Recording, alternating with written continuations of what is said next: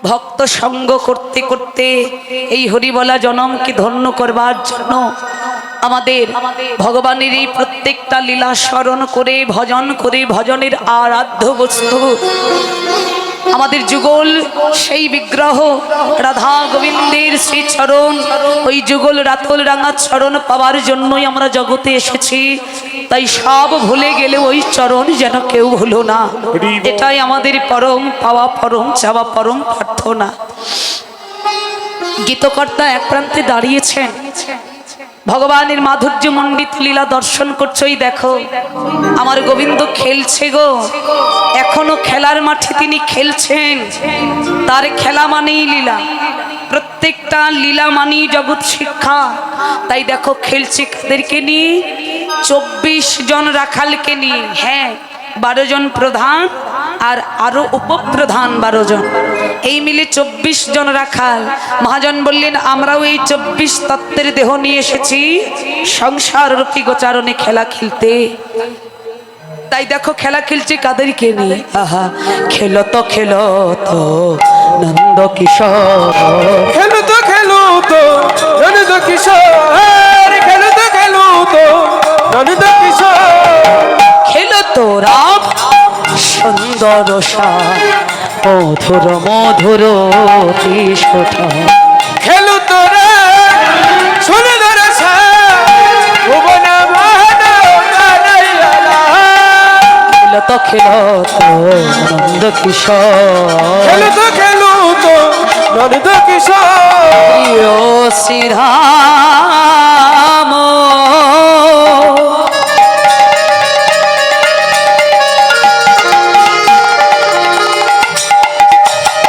সদাম মেলি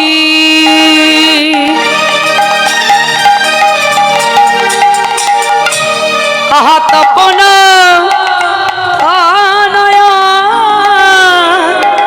তটিতে খেলি রে। ওগো প্রিয় শ্রীরাম,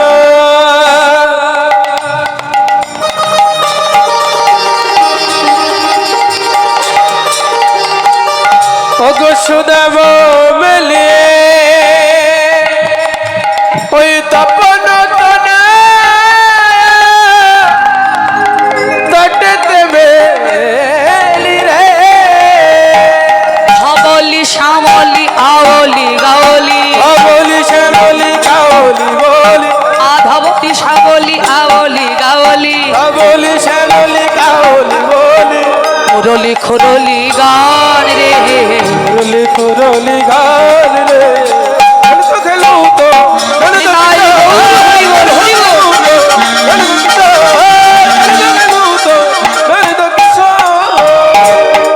খেলো তো খেলো তো নন্দ কিশোর। কাদেরকে নিয়ে খেলছেন বাবা? শ্রীদাম সুদাম দাম সুদাম রাখালগণ। আজকে একটা খেলা হয়েছে, জানি না তোমাদের এই সূর্য পূজায় এই খেলাটা হয়, অনেকে গায় অনেকে গায় না। সেই খেলাটার নাম হচ্ছে কাঁধে চড়া আর কাঁধে করা। খেলাটা হয়েছে কি তোমরাই ভালো জানো, কারণ কীর্তন তো তোমরাই শুনেছ, আমরা অনেক দূর ছিলাম, ভালো মতো শুনতে পাইনি। তা যাই হোক, খেলার নিয়মটা ছিল 12টা রাখালির 12টা পাতা, বটির পত্র, 12টা পত্রের ভেতরে একটা ছিদ্রপত্র থাকবে। ওই ছিদ্রপত্র যার কাছে থাকবে সেই আজকে খেলায় হেরে যাবে। আর সে হেরে গেলে যমুনার কিনার থেকে বংশীবাট পর্যন্ত কাঁধে নিয়ে যেতে হবে, আবার কাঁধে করেই যমুনার কিনার পর্যন্ত আবার আনতে হবে। খেলা না শাস্তি গো, আরে বলে এটাই খেলার নিয়ম। আজকে গোবিন্দ ইচ্ছে করে নিজেই হেরে গিয়েছিলেন, সবাইকে একটা একটা করে পাতা দিচ্ছে। এই শ্রীরাম নে, এই নে সুদাম তুই একটা নে, এইভাবে সবাইকে দিয়েছে। বলে দেখি এক এক করে পাতাগুলো তাহলে দেখা হোক। শ্রীরাম তোর পাতাটা দেখা দেখি।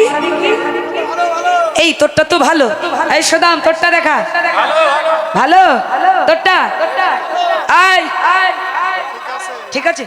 এ কি ব্যাপার রে, সবারটা ভালো, সবার ভালো, কানাই তোরটা দেখি। গোবিন্দ ইচ্ছে করে দেখাচ্ছে না, দেখিস না কেন? বুঝতেই তো পারছি সবারটা ভালো হলে।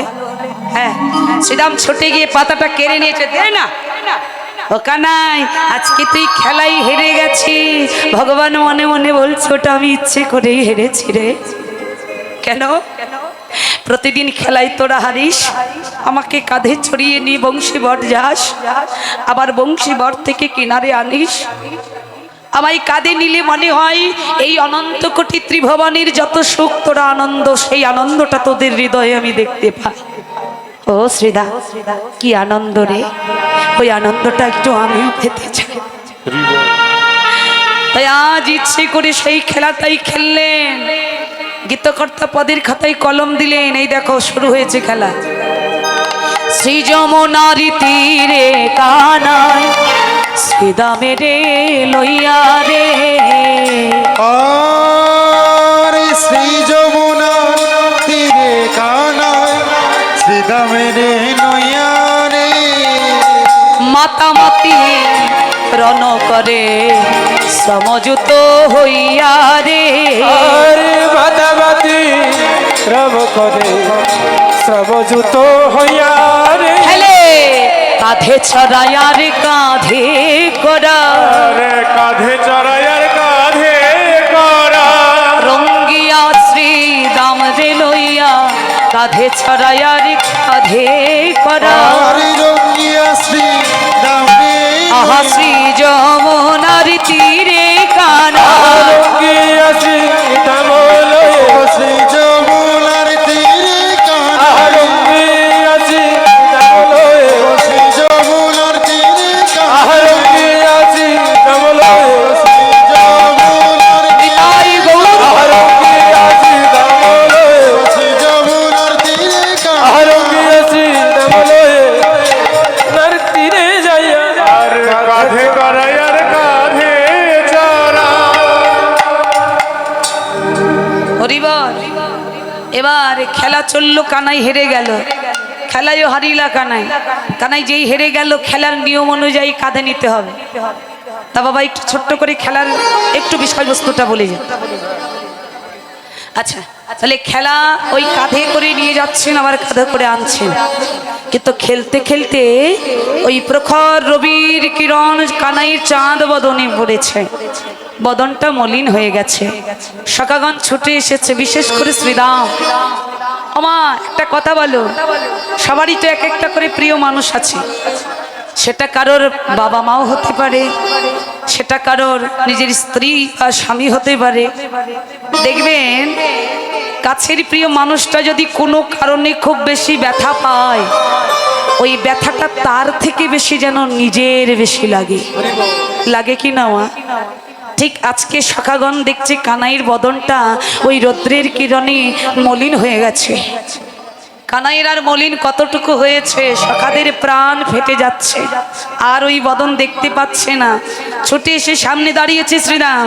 ও কানাই, তোর বদনটা যে মলিন হয়েছে ভাই, সেই দেখ নিজের দিকে। প্রখর রবির তাপে শুকাইয়াছে মুখ, রবির তাপে শুকাইয়াছে মুখ।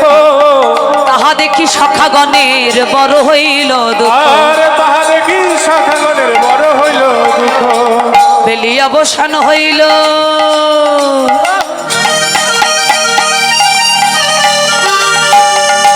এই যে আরে না খেলিব ভাই, চলো যাই ঘরে। আরে না খেলিব ভাই, চলো যাই ঘরে। সকালে যাইতে মা বইয়াছে সবারে। সকালে কইতে মা কইয়াছে সবারে। চলো যাই, চলো যাই, চলো যাই, চলো যাই, সকালে সকালে ঘরে যাই। সকালে সকালে ঘরে যাই। নইলে বসে কাঁদিবে মাই, সকালে সকালে ঘরে যাই। নইলে বসে কাঁদবে ভাই, সকালে সকালে ঘরে যাই। সকালে যাইতে মা কইয়াছে সবারে। এ কানাই, কথা ছিল বিকেল বিকেল ঘরে যাব, সন্ধে হয়ে গেছে। এবার যদি দেরি করি মা তো কাঁদবে। ও শ্রীদাম, এই দেখো এই কথাগুলো কানাই শ্রীদামে হচ্ছে। হঠাৎ করে শ্রীদাম বললে, ঠিক বলেছি ভাই, মা কাঁদানো তো ভালো নয়। হ্যাঁ, শুধু মা কেন, বাবা মা কাঁদানোই ভালো নয়। আমি যদি আজকে অকারণে মা বাবাকে কষ্ট দিই, দুঃখ দিই। আচ্ছা বাবা, ছোট্ট বাচ্চাদেরকে শুইয়ে রাখার জন্য একটা দোলনা আছে, দোলনা দেখেছে? আচ্ছা ওই দোলনায় যদি একটা দোল দেন, ওই দোলটা কি একবার হয়? বলে হাজার গুণে ফিরে আসে। বলে ঠিক তদনুরূপ এই বিশ্ব জগৎ চরাচরে যদি কোনো সন্তান দুঃখরূপী দোল যদি তার বাবা মার হৃদয়ে দেয়, ওই দুঃখ তার জীবনে একদিন দ্বিগুণ হাজার গুণ হয়ে ফিরে আসে। মনে রাখবে, কাঁদালে কাঁদিতে হয়, এই কথাটা মিথ্যা নয়। সেটা কেমন? তাহলে শর্টকাট কিছু বলে যায়, মায়েরা মনে রাখবেন, কাজে দেবে। খুব ভালো করে শোনো। একটা ছোট্ট 5 বছরের ছেলে দাঁড়িয়ে দাঁড়িয়ে বাবা মার ঝগড়া শুনছে, আর সামনে তার বৃদ্ধ দাদু লাঠির পরে ভর করে দাঁড়িয়ে থরথর করে কাঁপছে। একদিকে মা আর একদিকে বাবা। তার মা তার স্বামীকে বলছে, মানে তার বাবা মার ঝগড়া। স্ত্রী তার স্বামীকে বলছে, শোনো, সকালবেলা ঘুম থেকে ওঠো, কিচ্ছু তো টের পাও না। সেই শেষ রাত্রিরে উঠে ঘরের কাজ গুছিয়ে রান্না চাপিয়ে রান্না করে দুমুঠো দিই, তুমি খেয়ে দিয়ে অফিসে চলে যাও। বাড়ি আসো দিনের শেষে রাত্রিবেলায়, আর ঘরে আমার দশাটা কি হয় জানো? সকালবেলা দুটো খেতে পায় আর না পাই, ছেলেটাকে গুছিয়ে স্কুলে দিতে হয়। এরপর নিজের খাওয়া হোক আর না হোক, তোমার ওই বুড়ো বৃদ্ধ জীর্ণ শীর্ণ রোগাক্রান্ত বুড়ো বাবার এই তেল দাও, জল দাও, স্নান করাও, ঔষধ খাওয়াও, অন্ন খাওয়াও, আমি আর পাচ্ছি না। শোনো, এই সংসারে আজ তোমার সিদ্ধান্ত নিতে হবে। হয় তোমার বুড়ো বাবা থাকবে, মা তো অনেক আগেই মরেছে, শুধু বাবা বেঁচে আছে। বলি হয় এই সংসারে তোমার বুড়ো বাবা থাকবে, নইলে আমি থাকবো। বলো তুমি কাকে চাও? ছেলেটা আধো আধো কণ্ঠে বলছে, দেখো তোমারও তো বাবা মা আছে, বাবা মাকে কি কেউ বের করে দেয়? বলছে আমি অত সব জানি না, যদি তুমি আমাকে চাও তবে বাবাকে বিদেয় করতে হবে, আর যদি ওই বুড়ো বাবাকে চাও তাহলে আমায় বিদেয় করো।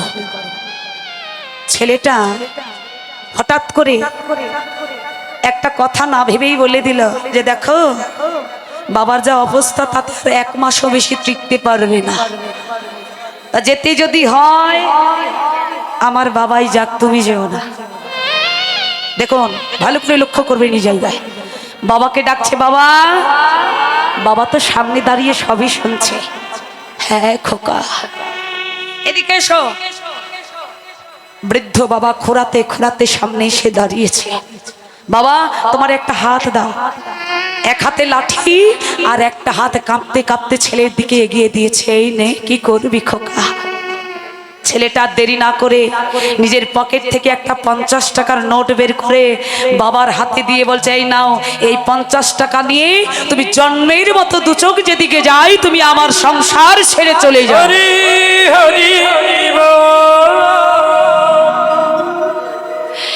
বৃদ্ধ বুড়ো বাবা। আচ্ছা বাবা, এই জগতে একটা ব্যক্তি আছে আপনারা চেনেন? সেই ব্যক্তিটাকে, যে ব্যক্তিটার বুকের ভেতরে ফেটে যায়, বুক ফেটে যায়, কিন্তু মুখ ফুটে কারোর কাছে কোনো দুঃখ বলতে পারে না।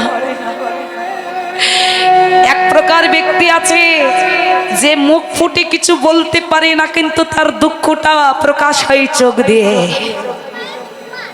বুড়ো বাবা সামনে দাঁড়িয়ে মনে মনে বলছে, খোকা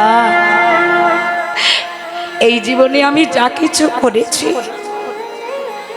শুধু তোকে সুখে রাখবো বলে। জানিস খোকা রে, কতদিন গামছা পেটে বেঁধে দিন পার করেছে শুধু তোকে যেন না খেয়ে থাকতে হয় তার জন্য। এক বুট মানে 1 জোড়া জুতো, একটা স্যুট, একটা শার্ট দিয়ে আমার সারা জীবন কেটে গেল। ভালো কিছু কোনোদিন পড়তে ইচ্ছে হলেও করিনি। কেন জানিস? তোকে যেন ভালো পোশাক পরাতে পারি। যা কিছু করেছি তোর সুখের জন্যে, আজ যদি আমি চলে গেলে তুই সুখে থাকিস, তোর ইচ্ছেটাই পূর্ণ হোক। বৃদ্ধ বাবা লাঠির উপর ভর করে কাঁপতে কাঁপতে বেরিয়ে যাচ্ছে। খোকা আশীর্বাদ করে গেলাম, তোরা দুধে ভাতে সুখে শান্তিতে থাকিস। ছোট্ট ওই নাতি মানে 5 বছরের ছেলেটা দৌড়ে গিয়ে দাদুকে ঝাপটে জড়িয়ে ধরেছে। দাদু তুমি কোথাও যাবে না, দাদু তুমি কোথাও যেও না গো, যেতে হলে ওরা যাকে এই বাড়িটা তোমার তুমি করেছো।